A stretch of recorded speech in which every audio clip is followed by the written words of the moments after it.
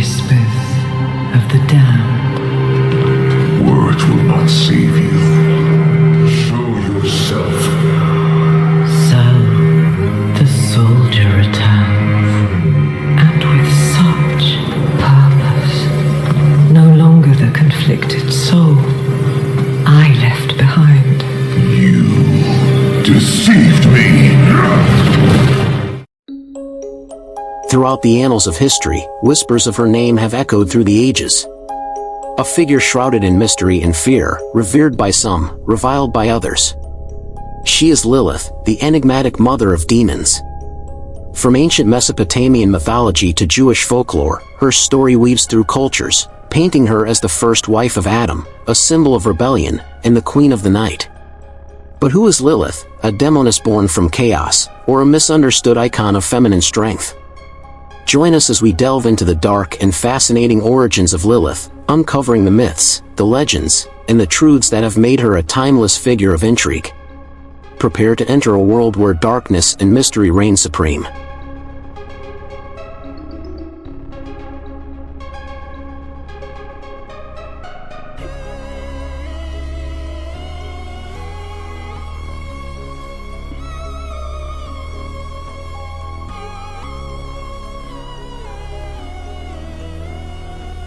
As a fundamental justification for the idea that God created the universe, the process of creating this creation is described in Genesis 1 verses 1 to 2.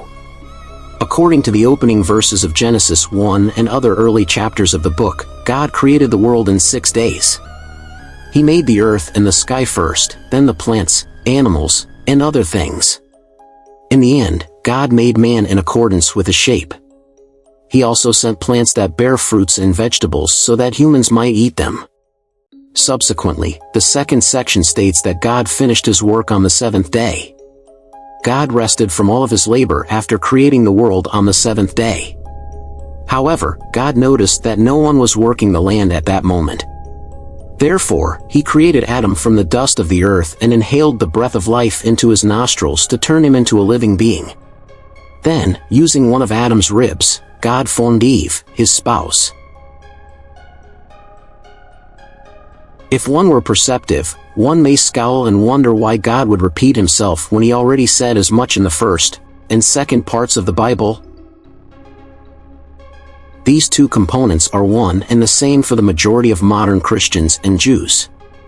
The purpose of the second section is to elaborate on and finish the material covered in the first. However, some people believe that these two texts truly discuss two distinct topics. Indeed, God made humans twice. Who was the guy that God created in the first chapter of Genesis if he created Adam and Eve in the second? The first human that God made. Let's quickly travel back in time to approximately 6,000 years ago. One of the oldest human civilizations, Sumeria, was well established in the Mesopotamian region. And a name was passed down orally between the Euphrates and Tigris rivers in what is now Iraq. She was Lilitu, or Lilik if you put her into modern language, which is Lilith, which means female demon or wind spirit. It was not until the Sumerian clay tablets' cuneiform writing surfaced that this moniker gained notoriety. Additionally, the name can be found on an inscription from 4,000 years ago in the Gilgamesh Chronicles. The Sumerian narrative of Inanna and the Hulupu tree is told in the inscription. It states that the world tree was discovered by goddess Inanna near the Euphrates River. This tree was transferred by goddess Inanna to her garden in Uruk, where she planned to carve it into a throne when it grew. The tree developed and flourished. However, the tree was home to a snake, the bird Enzu, and Lilitu, the Jewish folklore Lilith's ancestor. This caused Inanna to cry. The story's Gilgamesh, who is portrayed as Inanna's brother, killed the snake, forcing the birds Enzu and Lilitu to flee into the wilderness, which is essentially a desert that is uninhabited. It is a straightforward tale of a brave man rescue a stunning woman. Furthermore, Lilitu, also referred to as Lilik, is not the story's main character. Strangely enough, though, the name Lilith survived the ages and was passed down through the generations as a result of the discovery of numerous clay bowls in the Dnieper region. When these bowls were discovered, they were buried in Jewish households and were thought to be a demon-repelling tool.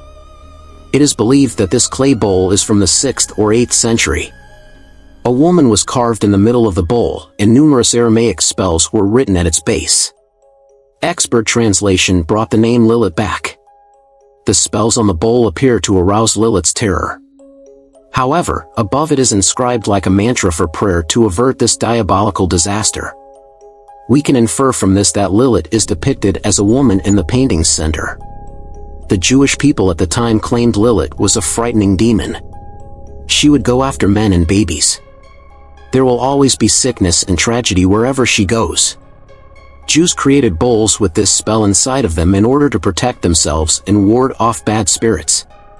The Dead Sea Scrolls were found between 1946 and 1956 by a team of archaeologists and the Badawi shepherds in a series of 11 caves near Wadi Qumran, which lies close to the Dead Sea on the west bank of the Jordan River. It is an assemblage of antiquated texts with a roughly 2,000-year existence. A song of gratitude is found in one of the manuscripts. According to myths from antiquity and the Middle Ages, Lilith was a witch, the embodiment of lust, the reason why men go astray, and a murderer of women and children. Her mythology is also connected to the earliest vampire tales. Regarded as Adam's spouse prior to Eve, she is claimed to have been Adam's first wife before Eve arrived in some Jewish mystical literature. It is said that she fled the Garden of Eden of her own volition. Up until now, the texts that unambiguously describe Lilith as Adam's first wife have been identified as the alphabet of Sirach, one of the first literary parodies in Hebrew literature. This is a little portion of her tale. King Nebuchadnezzar sent for the healing of his little son after the child became unwell. "Tell me to heal my son, or I will murder you," Nebuchadnezzar commanded. Ben Sirach sat down right away and wrote the holy name on an amulet. And he wrote the names, forms, and images of the angels in charge of the therapy, together with their wings, hands, and feet, on it. When Nebuchadnezzar saw the amulet, he inquired, "Who is this?"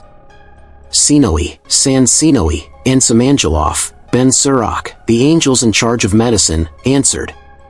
Ben Sirach then related how God said, "It is not good for man to be alone," when he created Adam, who was by himself.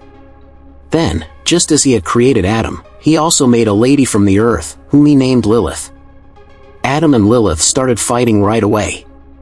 Lilith declared, "I refuse to lie down."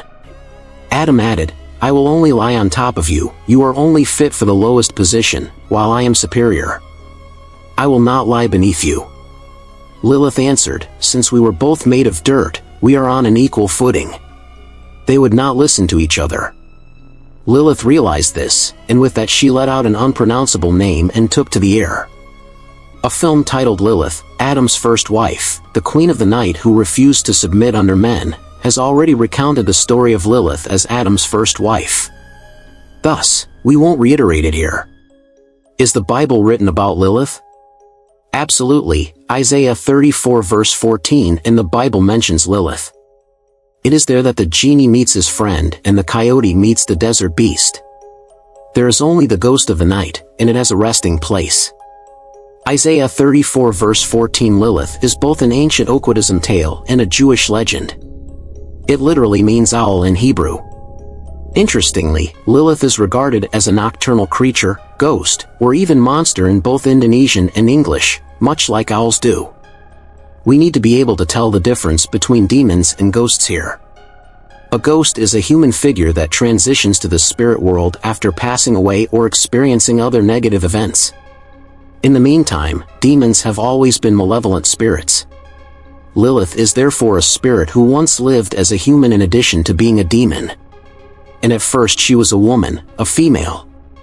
Jewish mythology states that Lilith was the first woman God co-created with Adam before Eve. Even though this is merely regarded as a legend, the Bible nevertheless attests to and records this fact. In this instance, we examine the explanation provided by Elohim, God alone, in Genesis 1 verses 24 to 31. Let all living things, including cattle, creepers, and wild animals, to arise from the earth, and thus it did. God created all types of wild animals, cattle, and creepy-crawly things on the planet, and he judged them all to be good. God declared, "Let us create humans after our image, so that they may rule over all living things on earth, including cattle, birds of the air, fish, and creeping things." Thus, God created man in his own likeness, that is, in the likeness of God, in 3 genders, male and female. God spoke to them and blessed them. God spoke, "Be fruitful and multiply, fill the world and tame it, have dominion over the birds of heaven, the fish of the sea, and all creeping creatures on earth. And I will give you every herb on the face of the world that has seed, and every tree whose fruit bears seed, these will be your food. However, I gave every green herb for sustenance to every animal on the planet, every bird in the sky, and every living thing that crawls on the ground," and so it was. Ephesians 2 verse 14, the Bible mentions man for the first time in this passage. He was described as male and masculine, male and female or feminine, female at the time of his creation rather than as male, man, and female woman. Furthermore, God had not yet given him the breath of life at that point.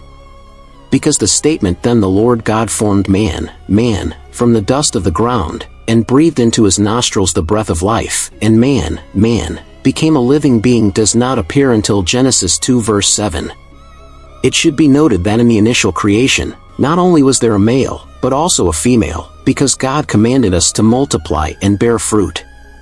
That means that if only men are created, it is impossible. However, at the moment of God's creation, man existed exclusively, no other species existed, much less a woman. Everything that occurred during the first 6 days of creation was a result of God's voice. And God created the Garden of Eden after the 7th day, by planting, not by speaking. Subsequently, God Elohim created a garden in Eden, located in the east, and settled the human species there. The phrase next describes what happened after the 6-day creation process. Since a new Eve was subsequently formed in the Garden of Eden, the person delivered into the Garden of Eden was only a male human. There was just one man in the Garden of Eden up to this time. Who was the female created before the Garden of Eden existed, as the garden was not yet established when the first person was made on the 6th day? God says that there must be women who are his creations. Have dominion over all creeping creatures on earth, including fish and birds of the air, and bear fruit and multiply. Fill and dominate the earth. Lilith, Adam's first wife who was not in the Garden of Eden, is the woman. 2 opposing extreme responses are elicited by Lilith's presence in the scriptures as the first woman of God's creation.